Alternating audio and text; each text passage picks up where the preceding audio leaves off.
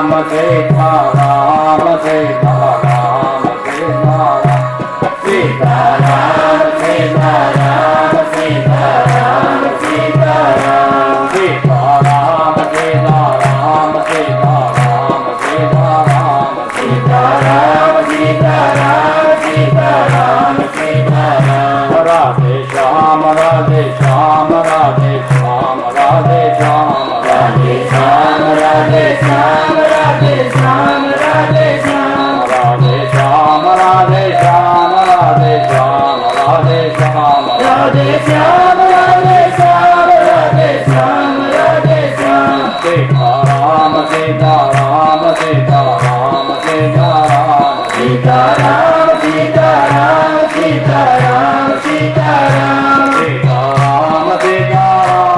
સીતારામ સીતારામ સીતારામ સીતારામ સીતારામ સીતારામ સીતારામ સીતારામ સીતારામ સીતારામ હરે શરણામ હરે શરણામ હરે શરણામ હરે શરણામ હરે શરણામ હરે શરણામ હરે શરણામ હરે શરણામ હરે શરણામ હરે શરણામ હરે શરણામ હરે શરણામ હરે શરણામ હરે શરણામ હરે શરણામ હરે શરણામ ભજો રામ ભજે રામ હરે રામ ભજે રામ ભજો રામ ભજો રામ ભજો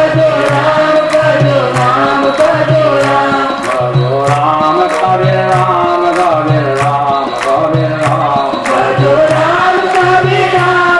ભજે રામ ભજે રામ ભજો રામ હરે રામ ભજો રામ ભજે રામ ભજો રામ હરે રામ ભજે રામ ભજે રામ ભજો રામ ભજે રામ ભજો રામ ભજે રામ સર્વ જીવનજી મહારાજ કી જય. નામદેવ કબીર કૃષ્ણ કનૈયા આપણે જુદા પડીએ તે ભલા સર્વે ભક્તોને મારા રામ કબીર નામ.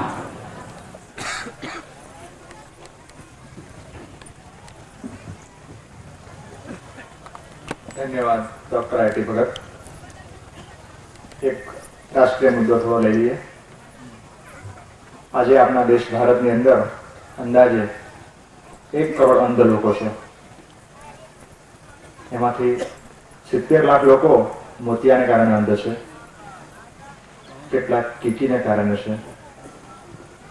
જરૂર દર વર્ષે 1 કરોડ ચક્ષુદાનની છે અને ખરેખર ચક્ષુદાન થઈ રહ્યું છે માત્ર 10,000. દરેકને એક આંખ વેચીએ તો 20,000 જે આંખોના જે રોગી છે એમને લાભ મળે છે. અને આ આંખનું મોતિયાના ઓપરેશન માટેની લાયન્સ સંસ્થા હેઠળ બહુ મોટી ઝુંબેશ અત્યારે સભામાં આવેલા મુરબ્બી કાંતિભાઈ કરે છે. સમાજમાં કોઈને પણ આ બાબતનો લાભ લેવો હોય તો ખૂબ રાહત ભાવે મદદરૂપ થાય છે. એવા કાંતિભાઈ આજે ઉપસ્થિત છે ત્યારે આપણે એમનો લાભ લેવો ઘટે. એમનો વિષય છે સારા મા બાપ હોવું સૌભાગ્ય છે. મુરબ્બી કાંતિભાઈ.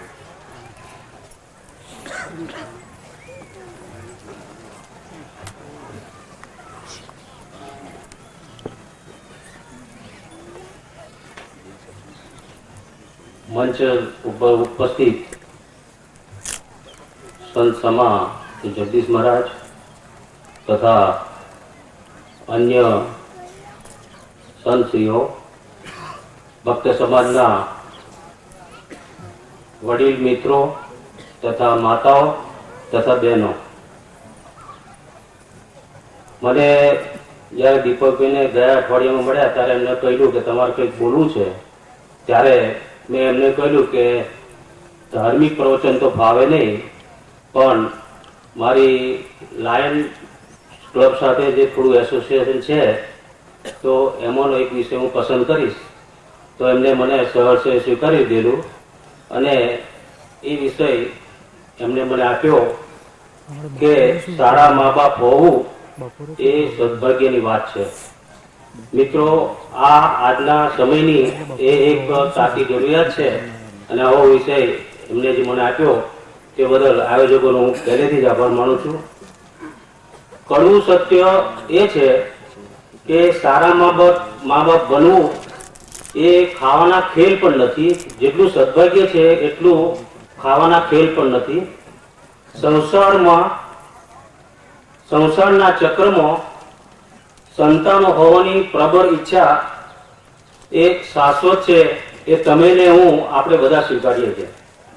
દુનિયામાં સુખ અને દુઃખ, હર્ષ અને શોક જેવા અનેક દ્વંદ્વો પડેલા છે.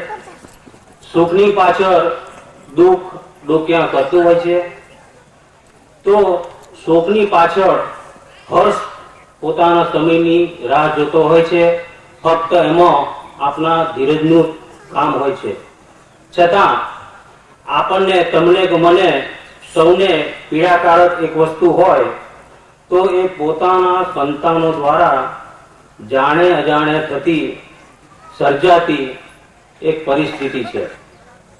તમને એક દાખલો આપું કે પરદેશના એક હર્બર્ટ સ્પેન્સ નામના મૌલિક વિચારક હતા. એ આજીવન પરણિત રહ્યા અને એ જ્યારે ઘરડા થયા ત્યારે એમને એમના બધા મિત્રોને બોલાવ્યા. એમના મિત્રોને થયું કે હર્બર્ટ આપણને બોલાવે છે તો આપણે એમની આખી જિંદગીનો નિચોડ એમને આપીએ. તો મિત્રો મને કહેવા દો કે એ બધા મિત્રો ભેગા થઈને એમને લખેલા જે સિન્થેટિક ફિલોસોફી ઉપર 18 જેટલા ગ્રંથો મિસ્ટર હર્બર્ટે લખેલા. એટલે મિત્રો ભેગા થયા અને વિચાર્યું કે આપણે આમના 18 ગ્રંથો જ્યારે એને આપણને છેલ્લા દિવસોમાં બોલાયા છે ત્યારે એમનો જ બુદ્ધિત્વનો નિચોડ એમના ખોળામાં આપણે મૂકીએ તો કેવું સારું. બધાએ વિચાર વધાવી લીધો અને બધા હર્બર્ટને ઘરે જાય છે, હર્બર્ટને મળે છે અને નક્કી થયા પ્રમાણે હર્બર્ટના ખોળામાં એ 18 ગ્રંથો સિન્થેટિક ફિલોસોફીના એમના ખોળામાં મૂકે છે. ત્યારે તમને આશ્ચર્ય થશે કે એ મૌલિક વિચારક હર્બર્ટ જ્યારે ગઢા થયા ત્યારે એમના હૃદયમાંથી શું વ્યથા નીકળી એ તમને કહું તો તમને આશ્ચર્ય થશે. એમને મિત્રો સમક્ષ કહ્યું કે મિત્રો, તમે મને આ મારા 18 ગ્રંથો મારા ખોળામાં મૂકો છો, પરંતુ આજે આ ખોળામાં મારો પૌત્ર રમતો હોત તો આજે મને આનાથી વધુ અધિક આનંદ થાત. વિચાર કરો કે અપરિણિત રહેવાના વિચારો ધરાવતી વ્યક્તિઓ પણ પાછલી ઉંમરમાં એક આવો જે વાસ્તવથી ભરપૂર વિચાર પોતાના પૌત્રને ખોળામાં રમતો હોત એવી જે ઈચ્છા જાહેર કરે, એના પરથી આપણે બધા એટલું તો માનવું કે મા બાપ બનવું એ ખાવાના ખેલ નથી. સ્પેન્સર તો થઈ ગયા, પરંતુ સંતાન ન હોય એવા મા બાપ પણ દુઃખી છે. એક રાજા હતો. એ રાજાએ એક માણસને સજા ફટકારી.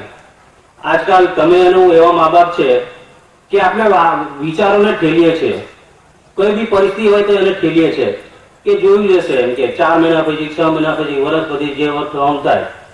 એટલે એક રાજા હતો, એને એક માણસને સજા ફટકારી અને કહ્યું કે ભાઈ તને મૃત્યુદંડની સજા હું ફટકારું છું અને સજા માટે તું હાજર જા. એ માણસ રાજા પાસે જાય છે. આપણે જે મા બાપ છીએ ને આપણે છોકરાઓ માટેના વિચારો ઠેલીએ એમ એને પણ રાજાને કહ્યું કે સાહેબ, તમારા કબીલામાં એક ઘોડો છે જે તમારો પ્રિય ઘોડો છે, એને હું ઉડતો કરી દઉં, મને જો 1 વર્ષની તમે રજા આપો તો. રાજા ખુશ થયો કે મારા ઘોડાને જો ઉડતો કરી દેતો હોય તો એનાથી વિશેષ મારે શું જોઈએ. રાજાએ ફટ દઈને એને 1 વર્ષની મોહલત આપી કે તું સારું એ કરી બતાવજે, નહીં તો પછી તારી સજા તો ચાલુ જ. એટલે એ ભાઈ મનમાં એ વિચારો સાથે રાજા પાસે ગયેલા કે 1 વર્ષ ઠેલીએ, એમ કે કો તો રાજા મરી જશે, કો તો ઘોડો મરી જશે, કો તો આપણે જતા રહીએ એમ. પણ જે થવાનું થાય, પણ આપણે 1 વર્ષ ઠેલ્યું. એટલે મારો કહેવાનો તાત્પર્ય એ છે કે આપણે આપણા બાળકોના જીવન માટે, એની કારકિર્દી માટે કોઈ દિવસ જીવનમાં ઠેલારાના વિચારો કોઈ પણ સંજોગમાં લાવશો નહીં. એવી રીતે આ સંતતિ ઉત્પત્તિની વાત હોય તો જેમ આપણે ઉચ્ચ કોટીમાં આપણો માનવ જન્મ ગણાય છે, પણ એવી રીતે જો બીજા વંશોની બીજા સજીવોની વાત કરીએ તો એ દરેક સજીવ સંતાન ઉત્પન્ન કરવાનું વલણ ધરાવતો હોય છે. જેને વધુ સંતાન અથવા પોતાનું કુટુંબ કે ટકાવી રાખવાનું હોય તો એવા વંશજો એવું વિચારતા હોય કે મારા સંતાનો વધુ થાય તો સારું. તમને એક ટૂંકો દાખલો કહું કે આંબાનો દાખલો આપો તો આંબાને પોતાને બી એવું કે મારો વંશજ વધે એટલે પુષ્કળ કેરીઓ આપતો હોય છે. એવી ઘણી વનસ્પતિ હોય છે, એવા ઘણા જંતુઓ પ્રાણીઓ હોય છે જે પોતાનો વંશત્વ વધારવા માટે સંતાનો વધુ પેદા કરતા હોય છે. એટલે સંતાન પ્રતિ એકલા માણસને પ્રેમ છે એવું નથી, પણ સારી માનવ જાત સિવાય પણ પશુ કે જંતુ યોની હોય કે પશુ યોની હોય કે વનસ્પતિ હોય, દરેકને સંતાન માટે એ વલણ હોય છે. જે વ્યક્તિને સદગુણી શિસ્ત પાલન વાળા અને કુટુંબ પ્રણાલીને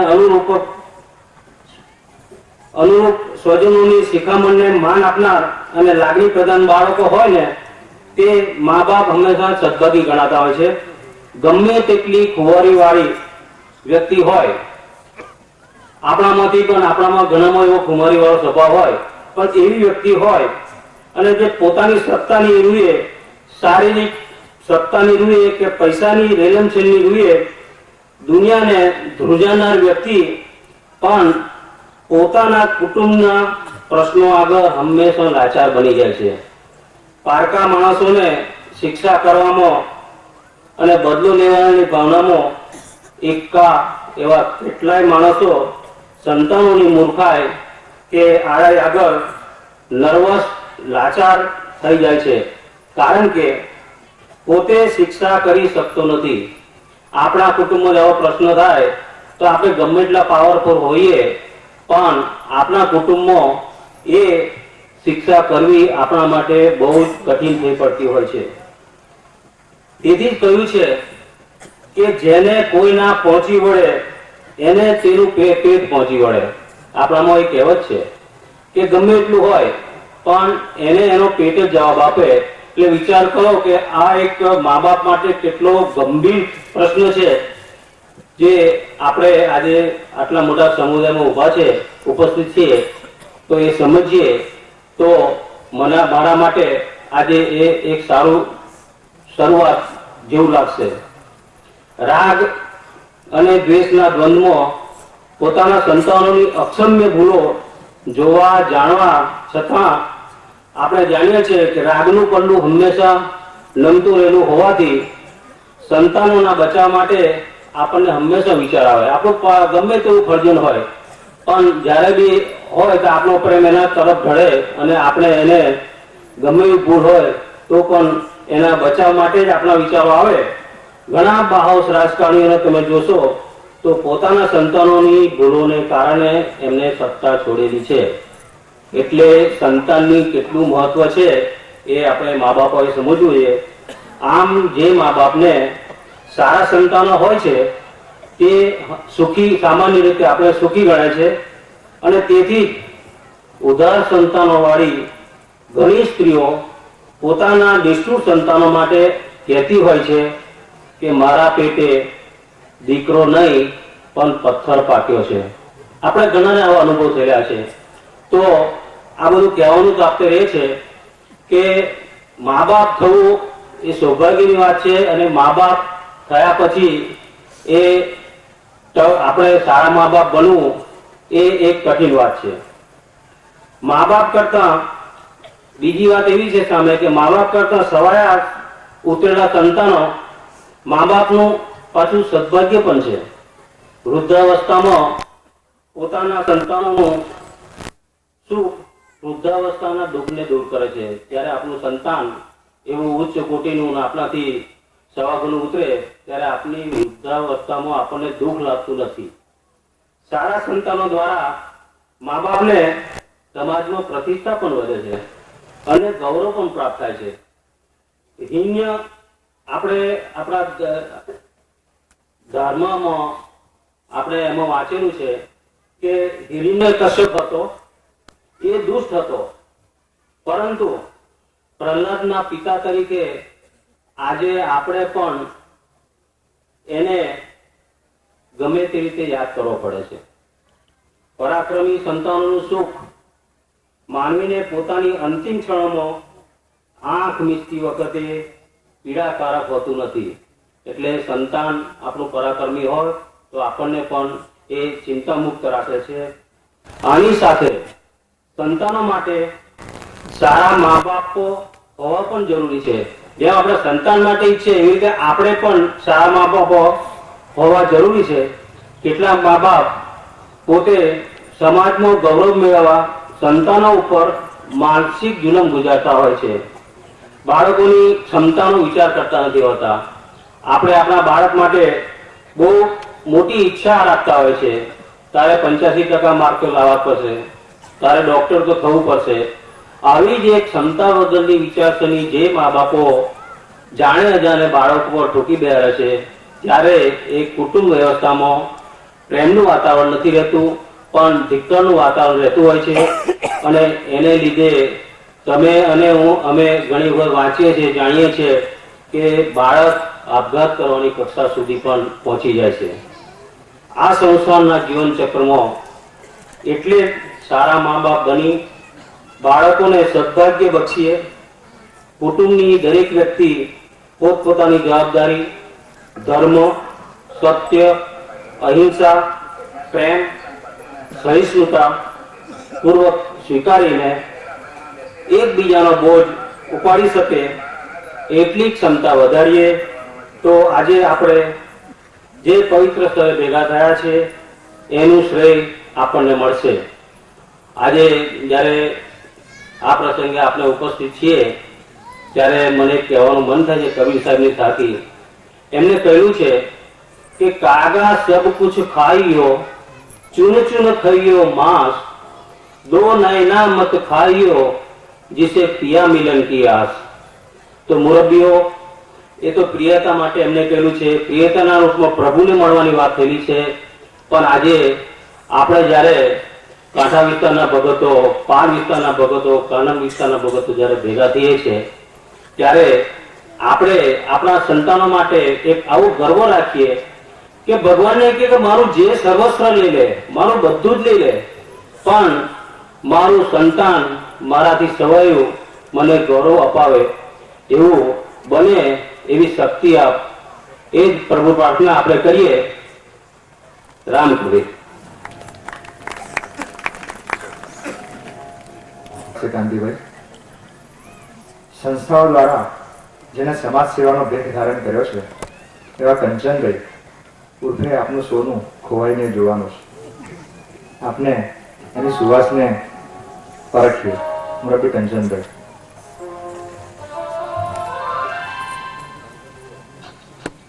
પૂજનીય આદરણીય સંતો, ભક્તિ સંમેલનમાં પધારેલ સર્વે ભક્તો, વડીલો, ભાઈઓ, બહેનો તથા આયોજકો, 122 વર્ષ બાદ ભરાયેલું આ સંમેલન ઐતિહાસિક બની રહેશે અને તેની ફલશ્રુતિ આવતા સમયમાં મળશે તો સંમેલન સાર્થક થયું ગણાશે અને સમયાંતરે સંમેલન યોજવાની પ્રેરણા પણ તેમાંથી મળશે.